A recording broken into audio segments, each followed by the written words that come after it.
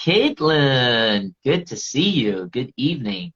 Hi, thank you for having me. Of course, thank you for jumping on. I can tell that my audience is super fucking excited about this conversation already because of the number of questions that come on. Am I going to save this live? Yes, I'm going to try to save this live by the end of this. So, Katelyn, I want to ask you first. I want to dive right into it. Are you ready to dive into it? Let's go. Yes, beautiful. All right.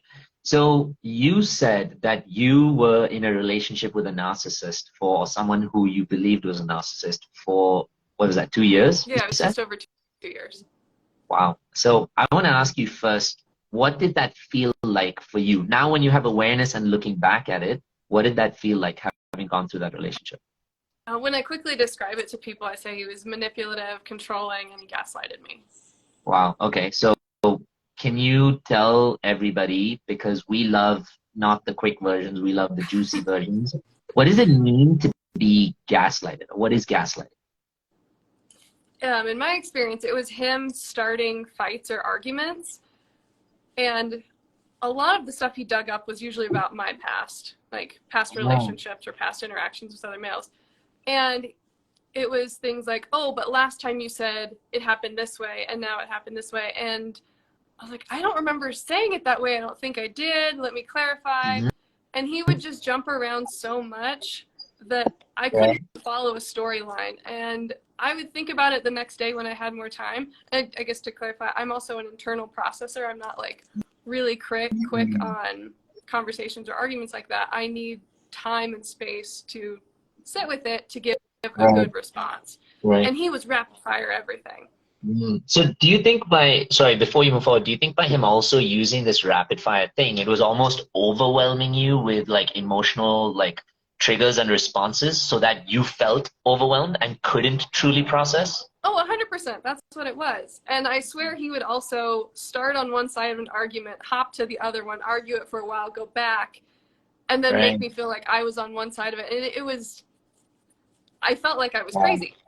I Yeah. felt like I Oh, couldn't keep up with it, and I felt like I was crazy. that word, I felt like I was crazy. It's funny because I was teaching a session on narcissism in my membership last week, which I think you're aware of, or 2 weeks ago. And one of my students said one of the things I felt in my relationship was as if that I was fucking crazy. I was like, am I going nuts here? Like, did I actually do that? Did I not? This person is convincing me of either saying that of having said something or done something, and I don't even know if I did that. I don't even remember where the source of the argument even begins after a while. Does that make sense?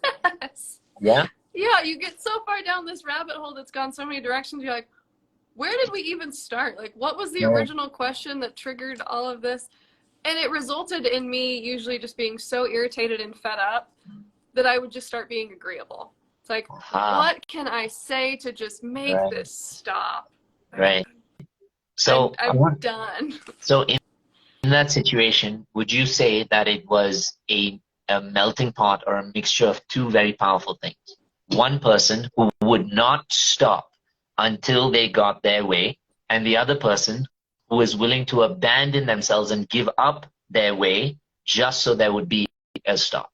Oh, at the time I would not have said that, but with hindsight, 100%. Yeah.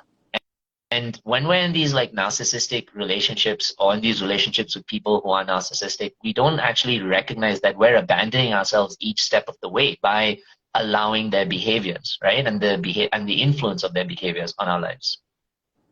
Oh, I abandoned so much sense of self and identity over those two Right. years.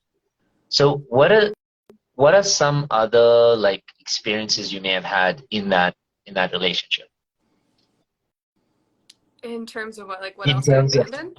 Yeah, okay. Oh, you basically asked a better question than I did. Where are some places in that relationship that you felt you abandoned yourself, like, and you shouldn't have?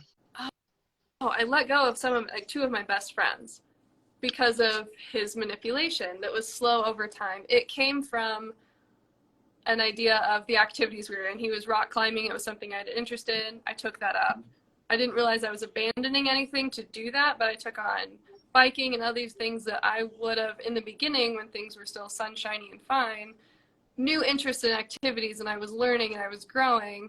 But his words toward it was like, we're we're taking the time to do these things. We live life in a certain way. We don't live for the weekend. We do these activities. Your friends aren't living life to the fullest the way that we are. So it's not a good use of your time to be spending time with them. And it was Wow. a slow fall into isolation for me, which ultimately gave him more control over our relationship. Wow. So he, in essence, was like, co- like he may not even have realized he was doing it, if we're being really honest. And I think sometimes we hate on narcissists a lot, but we also have to recognize the same way we were unconsciously abandoning ourselves, they are unconsciously manipulating, not knowing why they need to manipulate so much, just that it feels so good to do that. So he would like manipulate you into wanting to spend less and less time with your friends. Hey, and welcome to the Inner Yats YouTube page. If you like our content, make sure you click the like and the subscribe button so that you get more of these amazing videos that keep coming your way.